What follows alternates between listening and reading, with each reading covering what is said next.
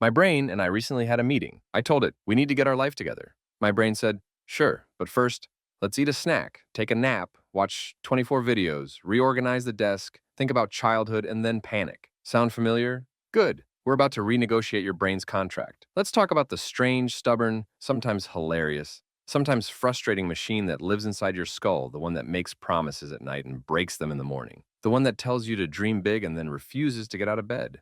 I am talking about your brain and how to finally get it to do what you tell it to do, not with force, not with punishment, but with understanding. Because once you see how the brain actually works, you stop fighting it and start guiding it. And when you guide it the right way, it follows. I learned this the hard way. After years of struggling, procrastinating, bargaining, negotiating, and occasionally losing arguments with myself, I started seeing patterns. Very simple patterns. Patterns that even a stick figure could understand. And once I understood those patterns, everything changed. Not instantly, but steadily. So let's break it all down in a simple, friendly, human way. No scientific lectures, no big academic words, just clear conversation, as if we're two people having tea and trying to understand why our brains behave like dramatic actors. Your brain is not lazy. It's protective. This is the first big shift. Your brain is not against you. Your brain is not trying to sabotage you. Your brain is trying to protect you. It doesn't care about long-term dreams. It cares about short-term comfort. When you try to start something challenging, your brain registers it as danger. Maybe not physical danger, but emotional or mental discomfort. And the brain treats discomfort almost the same way it treats real danger. That is why starting something important feels heavy. Not because you are weak, but because your brain is doing its old job. In ancient times, this kept you alive. Today, it keeps you scrolling. Your brain avoids discomfort, not work. Most people think they are avoiding the work. No, what you are really avoiding is the discomfort connected to the work. Your brain doesn't care what the task is. It cares how the task makes you feel. A task feels overwhelming. A task feels uncertain. A task feels boring. A task feels intimidating. The discomfort is the real enemy, not the task. When I finally understood this, something clicked. I stopped trying to crush big goals, and I started trying to reduce discomfort, and small changes suddenly became possible. The doorway principle. One thing I've learned is that your brain doesn't resist doing the task. It resists starting the task. There's a huge difference. Once you start, you're inside the room. You're already moving. You're already doing momentum carries you. But the doorway is narrow. The doorway is the wall. The doorway is where the resistance lives. So instead of saying, I'm going to read 20 pages, you say, I'm going to open my book and read a few lines. That's a much softer doorway. Instead of saying, I'm going to study for an hour, you say, I'm going to sit down and review one small piece. Again, softer doorway. Your brain can start small. And once you're in, the resistance melts. This is something I wrote about in one of the Wise Joe ebooks. I didn't even realize how much it mattered until I saw how many people told me it helped them. Because it really is that simple. Your life changes when you stop making the doorway too heavy. Your brain can only follow one command at a time. Multitasking sounds impressive, but your brain hates it. It panics, it gets overwhelmed, starts juggling, drops everything, and then convinces you to do something fun instead. So don't give it 10 commands. Give it one. One simple direction, one clear target. Right now I will do this. Not everything, just this. Your brain obeys clarity, not pressure. The 10-second start. This is one of my favorite tools. Forget motivation, forget long speeches, forget just be disciplined. Tell yourself one sentence. In the next 10 seconds, I begin.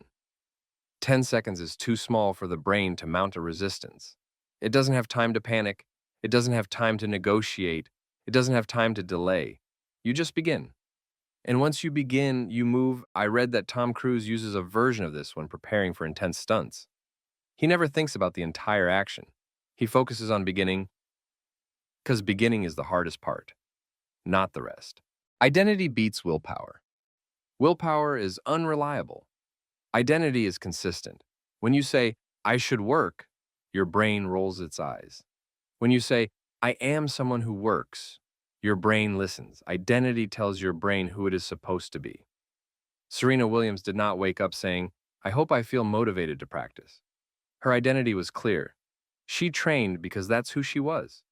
When you shift your identity from a struggler to a practicer, everything becomes easier.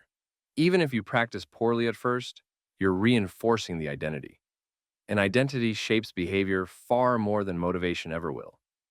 Don't fight your brain. Negotiate. This one changed my entire relationship with productivity. For years, tried to control my brain like a strict military commander. That never worked. Then I started talking to it like a coworker who means well but gets distracted. That worked. For example, give me 10 minutes. After that, you can rest. No threat, no pressure, just cooperation. This kind of inner negotiation is powerful.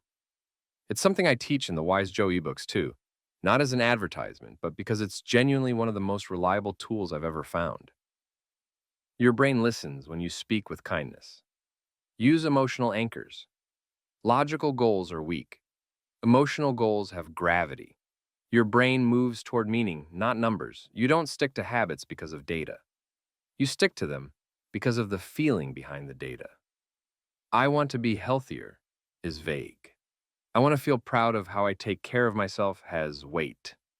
I want to learn a skill is abstract. I want to stop feeling behind everyone else has emotion. Emotion fuels action. Logic organizes it. Create a start ritual. A ritual is a small action that signals your brain. It's time. Nothing dramatic, just something simple and repeatable. Sit in the same spot. Take a breath. Put your phone down. Open your work page. Drink a sip of water. This becomes your starter engine. Your activation sequence, even Mozart had one. He played a few scales before composing, not because he needed it physically, but because it shifted his mind into creative mode. Rituals are powerful because they remove decision-making. The brain loves that. The 80% rule.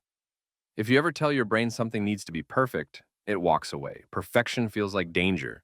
Pressure feels like danger. So shift the target. Aim for good enough first, aim for 80%.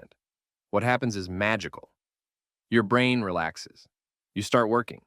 And surprisingly, you often exceed 80% anyway because the pressure is gone. A reliant brain is a productive brain. Stop before you burn out. This one is counterintuitive. Most people work until they feel exhausted. They squeeze every drop from their energy until the brain starts screaming. But if you stop early, even slightly early, your brain remembers the task as something manageable, something positive, something safe. This strategy is legendary among writers. Hemingway always stopped writing while he still knew what would come next. That way he could return with excitement, not fear.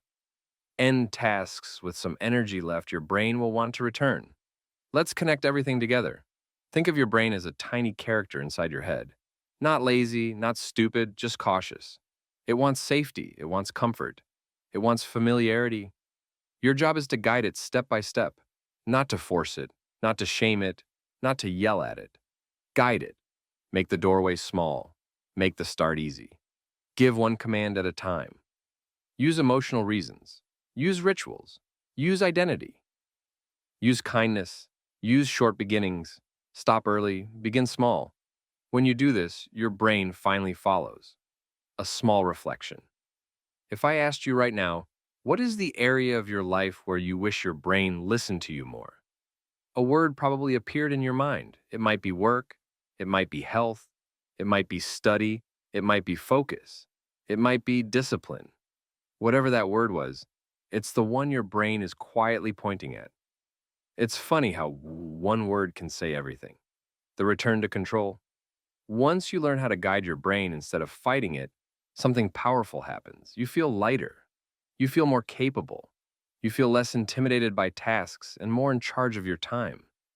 You start trusting yourself again. And that trust is everything. This is why I include these kinds of ideas in the Wise Joe ebooks. They are not ads. They are simply tools I wish I had earlier.